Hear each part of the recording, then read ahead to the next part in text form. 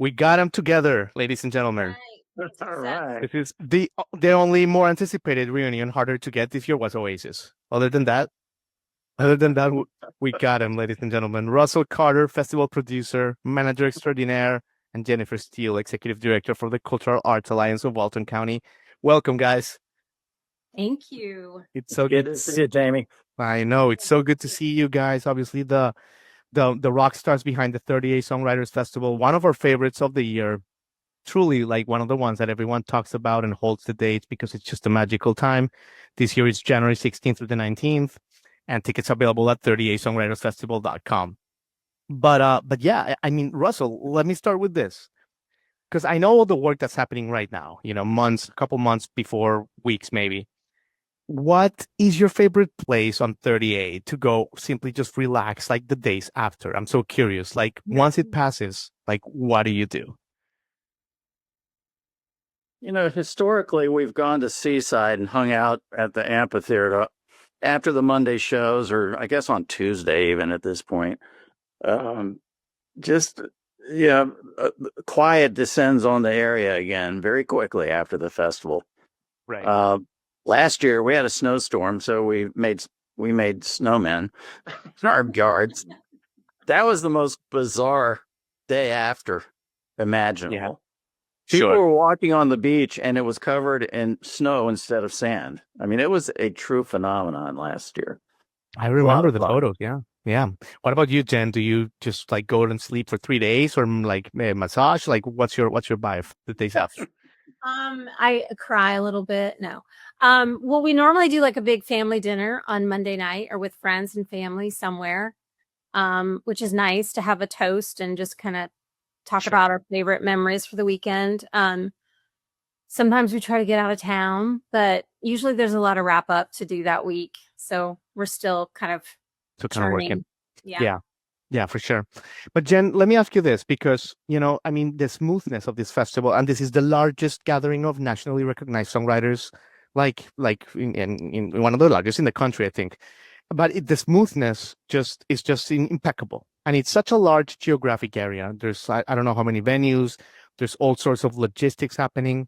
Tell me a little bit about how you guys make it look so easy. I know it's not, but you guys really make it look so smooth, Jen. Well, thank you.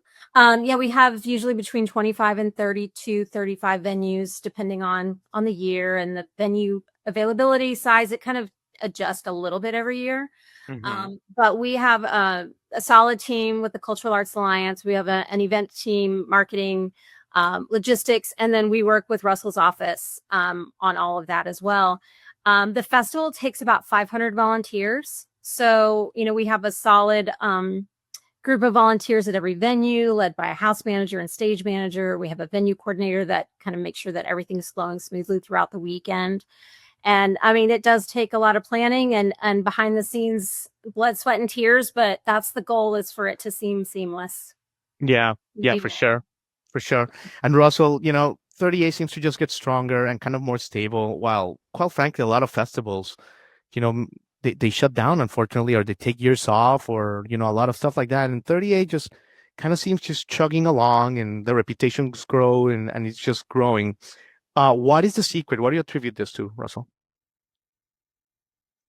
Well, there is somewhat of a formula to how we book and what we book, and it's a combination of headline international famous artists for the headline stage, uh, a big group of national touring artists, name artists who people know.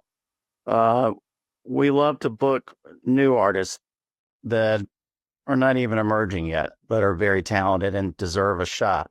Yeah. You know, we love to give people an opportunity, and if they do well, then we will give them a second and third shot and see how things develop. And I mean, there are just scores of artists that we've booked that started out in very small venues and have developed into very successful artists.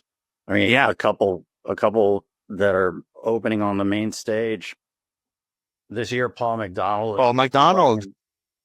and Nikki, both, Yeah. super talented. They Paul has this amazing new album that's out, and Nikki has one that's forthcoming. I think I ran into you actually at the show for the producer of the record. Do you remember in Atlanta? That's right. Butch Walker Mhm. produced Nikki's record. It's not out yet, but highly anticipated. But Nikki started out in very small venues at 30A, and I remember she was like very forward. She was saying, "Let me book some rounds. I'll put together some really good rounds for you." And I said, "Sure." And she was great at it. She brought in good people, and Yeah. put on her producer hat and helped with the festival. That sounds like from day Nikki. one. Sounds like Yeah. and Paul. I mean, he's so excited. He's so excited to headline. As you know, and I'm biased. Obviously, he's one of my best friends. But he can any crowd he can connect with. So I think 30A is gonna just really love it. So that's great that he's on the main stage this year, Russell. He's going to play a show at night as well. One of his trademarks these days is he jumps out into the audience. So if he does that from the main stage, we're going to have to get him a ladder or something. Listen, he'll find a way. Stop drinking. He's strong. I'm like, all right, dude.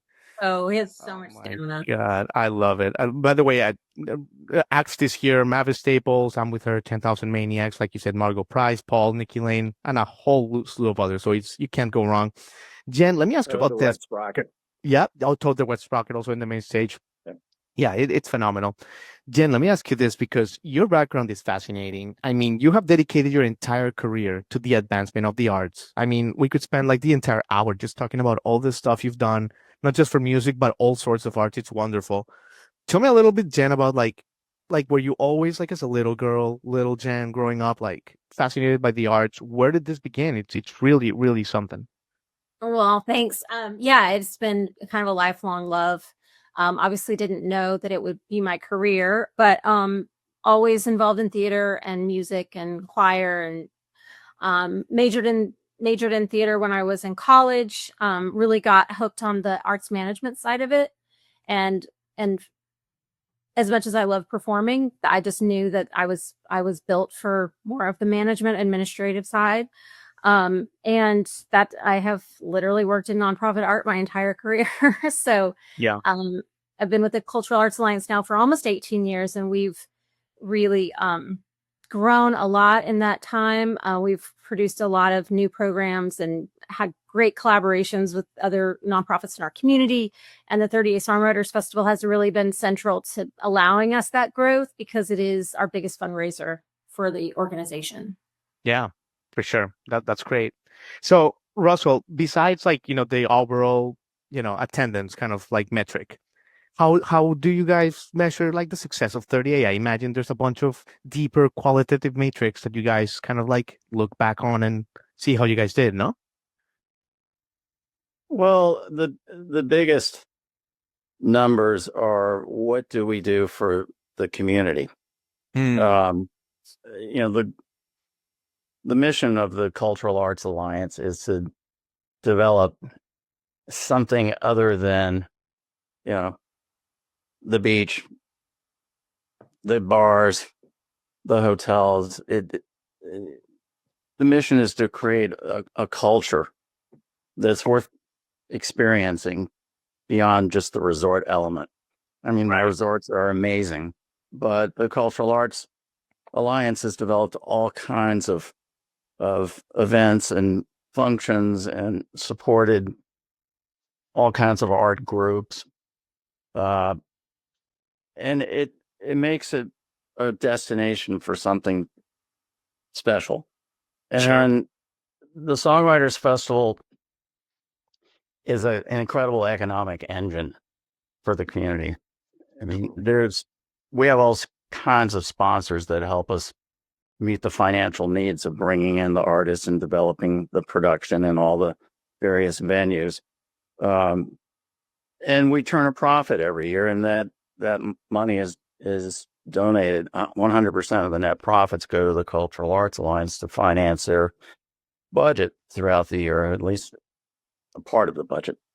Right. But the economic impact in the community is literally millions of dollars over the course of the week or so. Fantastic. Leading up to and including the festival. I mean, the most recent study, I believe, Jennifer, you can back me up on this, but I think it was $8 million. But this was like before the pandemic. And you can probably come close to doubling that number, given, the cost of everything. Sure. Just every year, everything costs more, but also those translate into economic, Right. impact going up. So I don't know, Tremendous. probably 10, 12, $14 million is an accurate ballpark for the economic impact of the festival. Well, and we strategically, excuse me for interrupting, but we strategically chose this time of year because there was nothing going on in January in Florida or on 30A. And so we were able to partner with those resorts and the businesses and restaurants who needed the revenue and recognize the value of arts and culture to drive that. And so we've been really fortunate to have a lot of the same partners from the very beginning who were, I guess, pioneers in really recognizing and valuing the arts as an economic driver. Oh, for sure. For sure. Amazing. Yeah, I can recommend my audience enough to, in January to just kind of head off over to Florida. You can't go wrong. Go ahead, Russell. I think I interrupted you. Oh, no, I was just going to say the first year when we approached Watercolor, one of the big resorts down there, about using their restaurant as a venue, the restaurant was closed for 2 weeks for deep cleaning. And we talked them into opening it and letting us, rearrange it and turning it into a music club.